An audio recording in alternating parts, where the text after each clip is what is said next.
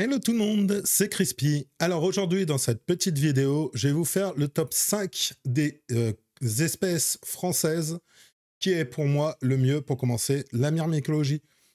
Allez, c'est parti.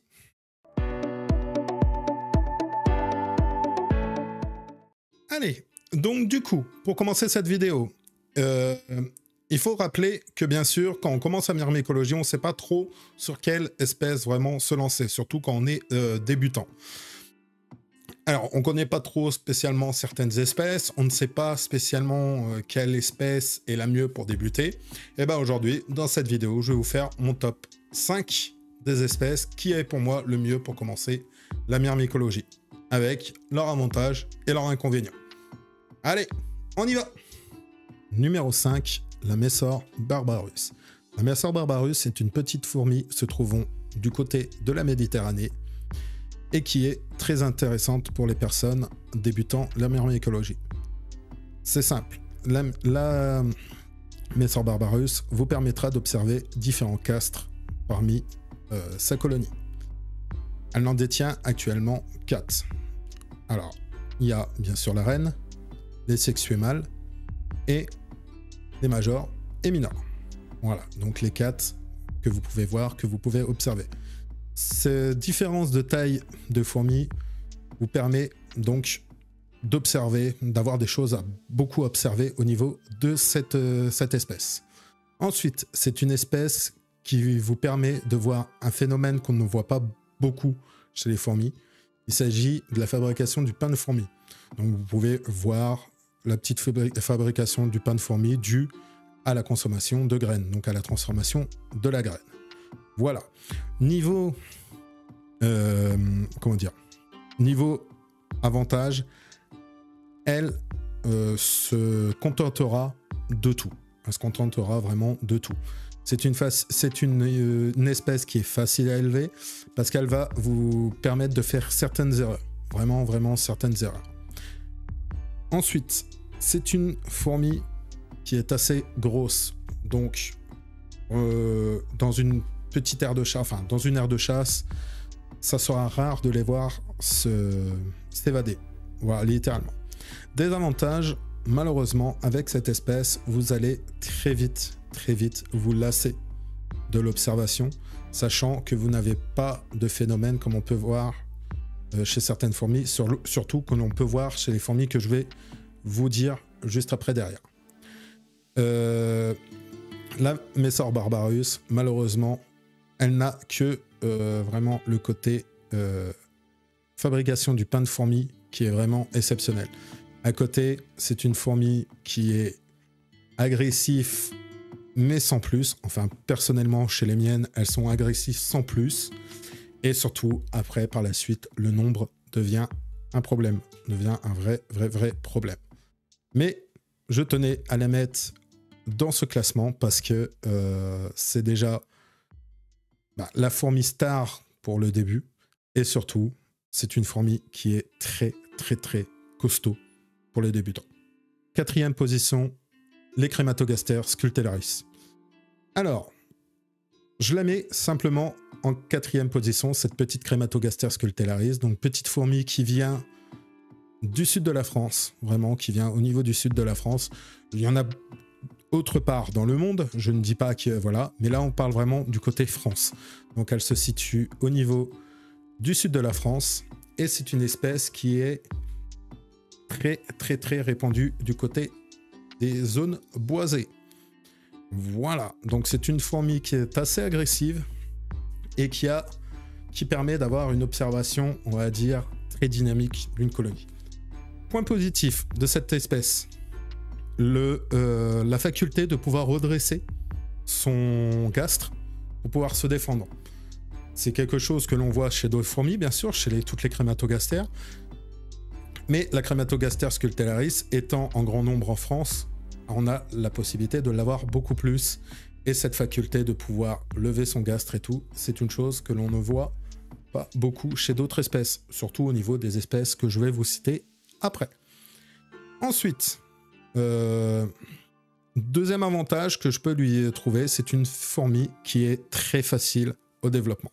mais vraiment, vraiment facile à développer. Souvent, vous remarquerez que le couvain est beaucoup plus important que le nombre d'ouvrières, et ça vous permet de créer des grandes colonies assez vite. Elles se contentent de tout manger, elles font des trophylaxies immenses, et franchement, c'est une super candidate pour quelqu'un qui veut commencer la myrmécologie. Mais vous verrez que les inconvénients, malheureusement, la font placer en 4e position. Les inconvénients, c'est une fourmi spécialiste de l'évasion. Vraiment, vraiment, vraiment spécialiste de l'évasion. Cette petite fourmi, il faut y faire très gaffe. Si vous ne lui offrez pas assez d'espace, elle s'évadera. Si vous laissez une seule brèche, elle s'évadera. C'est une petite fourmi qui, malheureusement, s'évade énormément. Et ça en fait un calvaire pour les éleveurs. Ensuite, le nombre. C'est une espèce qui évolue très vite et qui crée un grand nombre d'ouvrières. Le nombre en fait un désavantage parce qu'il faut suivre. Comme je vous ai dit, si vous ne lui offrez pas assez de place, elle s'enfuira. Petit inconvénient après que je peux lui trouver, c'est une fourmi qui est pour moi fragile. Je l'ai élevée deux fois où elle est morte sans aucune raison pure et nette. Donc je la trouve quand même assez fragile. C'est une espèce qu'il faut y faire attention. Ce truc-là, je sais qu'il y en a beaucoup qui vont me dire fragile, non. Moi, je trouve que c'est une espèce assez fragile. Voilà pour la Crématogaster scultellaris. 3e position, Formica rufibarbis. La Formica rufibarbis prend la 3e place du podium. Pourquoi? Cette petite fourmi, vous pouvez la trouver partout en France. C'est une fourmi qui est très agressive. Donc, vous avez des observations à faire avec elle sans aucun problème. Donc, une fourmi parfaite pour le commencement. Avantage, c'est l'une des fourmis que vous pouvez commencer à faire l'élevage au niveau des cocons. Donc, les deux autres que je vous ai précisés avant, elles ne font que des nymphes. Chez la Formica rufibarbis, vous avez la présence de cocons pour la nymphose. Ça vous fait une bonne candidate pour voir ce phénomène. Bien sûr, c'est une espèce aussi qui permet de voir des trophylaxies et qui permet de voir la récolte en elle-même de liquide sucré et tout ça. Donc voilà. C'est une super espèce, super agressive qui ne cherchera pas à être timide. Elle n'est pas timide du tout. C'est une super candidate pour l'observation. Vous verrez, elle a des comportements qui sont extra, qui sont super agressives et qui en font une bonne fourmi. Une très bonne fourmi. Inconvénient maintenant. Il n'y en a pas tant que ça. Vous allez voir, il n'y en a pas tant que ça. Mais ça la place au bout de la 3e place. Enfin, ça les met sur la marche de la 3e place. Parce que c'est des inconvénients à faire gaffe. Juste vraiment à faire gaffe. Premier inconvénient, l'agressivité. Oui, je vous ai dit que c'était un avantage, mais c'est aussi un inconvénient. C'est pas rare qu'avec leur agressivité, elles arrivent à vous embêter quand vous allez vous en occuper, quand vous allez vous mettre à manger dessus et tout. Enfin, vous allez vous mettre à manger dans l'aire de chasse, elle va vous embêter, elle va tenter de s'échapper, et en prime de ça, elle va tenter tout simplement de vous sauter dessus, parce que c'est une très bonne chasseuse, J'ai déjà vu, moi, faire des petits bonds. C'était vraiment des petits bonds. Et arriver à atteindre la seringue, les insectes et tout ça. À côté, un autre inconvénient pour cette fourmi, c'est que il faut faire attention à l'hygrométrie. C'est une fourmi qui a une hygrométrie pas trop haute, pas trop grande, et faire un juste milieu. Parce que, comme vous pouvez le savoir, si il y a un trop fort dose d'humidité, enfin, s'il y a une trop forte humidité dans votre aire de chasse, enfin, dans votre environnement, malheureusement, la rufibarbis ne tissera pas, enfin, les larves de rufibarbis ne tisseront pas de cocon. Chez moi, ça ne me pose pas de problème. J'ai eu des ouvrières qui sont nées comme ça, sans cocon et tout ça. Alors, est-ce que c'est normal. Est-ce que ce n'est pas normal? Normalement, c'est pas normal d'avoir des nymphes nues chez les Formica rufibarbis. Hein. Je dis bien Formica rufibarbis. Du coup, chez moi, ce n'est pas un problème, mais ça peut devenir vite un problème parce que, en fait, vous savez très bien que s'il n'y a pas de production de cocon, ça veut dire tout simplement que la larve n'a pas réussi à tisser et que c'est trop humide. Voilà, donc à vous de chercher. Ça, c'est un gros inconvénient de cette espèce. C'est vraiment trouver le bon paramètre pour avoir des beaux cocons, pour avoir des bonnes fourmis bien vivantes et non handicapées. Chose que moi, pour l'instant, je croise les doigts, je n'ai pas. Malgré que j'ai eu des nymphes nues. Donc la rufibarbis, c'est vraiment les deux seuls inconvénients que je lui trouve. Et après, un autre avantage que j'ai oublié, c'est une assez grosse fourmi, donc qui s'évade très peu. Vous pouvez trouver très peu à s'évader d'elle-même, trouver les failles. Faut qu'elle passe, hein, elle est quand même assez grande, il faudrait qu'elle passe pour pouvoir que le trou soit assez gros pour pouvoir passer. Donc ça, c'est un bon avantage aussi de cette espèce. Numéro 2, la Lasius emarginatus. La Lasius emarginatus, je ne la place qu'en deuxième position, alors que j'aurais pu très bien la positionner en première position, car elle a beaucoup d'avantages et quelques inconvénients. Les avantages, donc... Alors, gros avantage de l'emarginatus, donc de la Lasius emarginatus, vous pouvez la trouver partout. Vous pouvez vraiment la trouver partout. C'était une fourmi qui est très répandue, qui est très facile à remarquer, qui est très facile à voir. Très facile à voir, juste parce que c'est une des Lasius, pour moi, qui est la plus belle. Vraiment une des Lasius la plus belle. Son côté bicolore, rouge et noir, vous pouvez pas la louper. Vraiment pas la louper. Et elle est très belle au niveau de cette couleur. C'est une grande qualité que je lui trouve. L'observation en sera d'autant plus beau. Vos images d'elle en sera d'autant plus belles. Et c'est une fourmi que moi, je trouve extraordinaire. Malgré que j'ai pas réussi pour l'instant à en fonder une grande colonie, c'est une espèce que je trouve extraordinaire parce qu'elles sont, comme toutes les Lasius, pas farouches. Enfin, pas timides du tout. Elles sortent très bien. Elles vont se nourrir très bien. Et elles font le bonheur des éleveurs. C'est une espèce qui est très facile à élever. Très facile à élever, très facile à trouver, très facile à élever. Elle ne demande pas beaucoup d'exigences au niveau de la nourriture, au niveau des insectes. Elle mange de tout. Et franchement, c'est une très bonne candidate pour quelqu'un qui veut commencer la myrmécologie. Mais je la passerai en deuxième position parce qu'elle a un gros inconvénient, contrairement à sa petite sœur que je présenterai après. Elle est très fragile. Je la trouve énormément fragile comme espèce. Moindre température trop chaude, elle meurt. Moindre température trop froide, elle risque de mourir. Et littéralement, pour l'instant, chez moi, c'est la seule que j'ai pas réussi à fonder réellement. Contrairement au crématogaster, vous pouvez voir sur d'autres vidéos, voilà. Mais la Lasius emarginatus, je préfère la positionner vraiment du côté de la seconde place par rapport au fait qu'elle est très dure à maintenir à des températures très chaudes. Actuellement, par exemple, chez moi, il fait 28 degrés. Je vais prévoir, si les températures continuent comme ça, je vais prévoir de transférer mes emarginatus dans un côté où ils sont beaucoup plus froids. Deuxième inconvénient de cette espèce, donc des Lasius emarginatus, il s'agit du fort potentiel de s'échapper,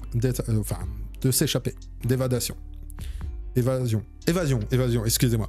Le fort potentiel d'évasion de cette espèce. C'est une toute petite espèce qui, on va dire, arrivera à franchir tout petit obstacle, enfin tout petit trou que vous pouvez avoir dans l'aire de chasse, elle arrivera à en sortir. Tout petite faille qu'il peut y avoir, elle arrivera à en sortir. J'ai des Lasius emarginatus, j'ai remarqué qu'elles étaient capables de s'échapper par les aérations que les gens mettaient au niveau des aires de chasse. Enfin, que le constructeur faisait au niveau des aires de chasse. Bon, l'évasion pour les toutes petites fourmis, c'est normal. C'est normal, vous verrez, c'est l'inconvénient aussi de la première position, celle qui est en première position. On va passer tout de suite. Il s'agit donc pour la première position de la Lasus SP noire, Lasus Niger, littéralement. Petite Lasus que vous trouvez aussi partout, mais vraiment partout. Elle n'a pas beaucoup d'exigences au niveau terrain, du coup, vous pouvez la trouver partout, partout, partout, dans votre cours. À l'extérieur, on en voit partout, mais vraiment partout. Donc c'est un avantage au niveau des essaimages, surtout qu'elles font la plupart du temps des essaimages massifs, vraiment massifs. C'est un des avantages que je n'ai pas dit pour les Marginatus, mais c'est la même chose. Au moment de l'essaimage, c'est massif, donc vous pouvez en trouver énormément partout, mais vraiment partout, au niveau des essaimages. Ensuite, au niveau des avantages, contrairement à ses petites sœurs, les Marginatus, la Niger, elle, est très costaud. Et vraiment, vraiment, vraiment costaud. Quand je vous parle de costaud, c'est que on dit qu'elles sont un peu comme les Marginatus où il faut faire attention aux températures. Moi, pour l'instant, j'ai pas de souci à me faire par rapport aux températures. Elle le supporte très bien. Contrairement aux Marginatus, je trouve qu'elle supporte très bien. Mais j'y fais gaffe. Comme les Marginatus, j'y ferai gaffe parce que normalement, c'est des fourmis qui doivent être élevées à gros maximum 23 degrés, 24 degrés. Vraiment, gros maximum. Ensuite, gros avantage, c'est des fourmis qui sont pas du tout peureuses. Elles vont partout. Vous leur offrez une petite aire de chasse, bien comme il faut, avec beaucoup de trucs, elles y vont direct. Il n'y a pas de saucisse. Franchement, c'est une espèce que vous pouvez observer, faire la trophalaxie, faire ces petites manœuvres pour tenter de s'échapper, tout ça. Franchement, vous avez de l'observation avec cette fourmi qui est immense. Vraiment immense. Malgré sa couleur toute noire, c'est une fourmi qui est super belle à observer. Mais vraiment, vraiment super belle à observer. Et qui n'hésitera pas à sortir en nombre pour aller récupérer un insecte. Donc vous verrez du transport d'insectes sans aucun souci. Comme toutes les fourmis que je vous ai citées là. Il n'y a pas de souci par rapport à ça. Mais je vois plus...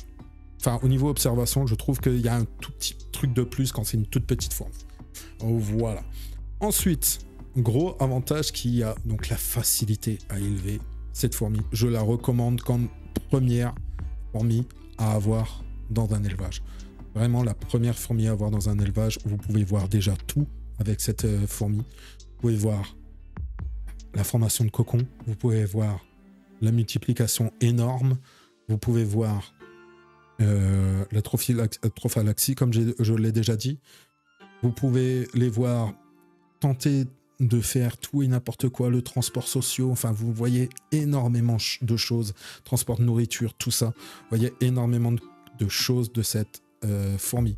Chose en plus que vous pouvez faire avec cette fourmi, sachant que vous pouvez la voir partout, c'est que quand elle est dans votre élevage, vous pouvez l'observer aussi à l'extérieur.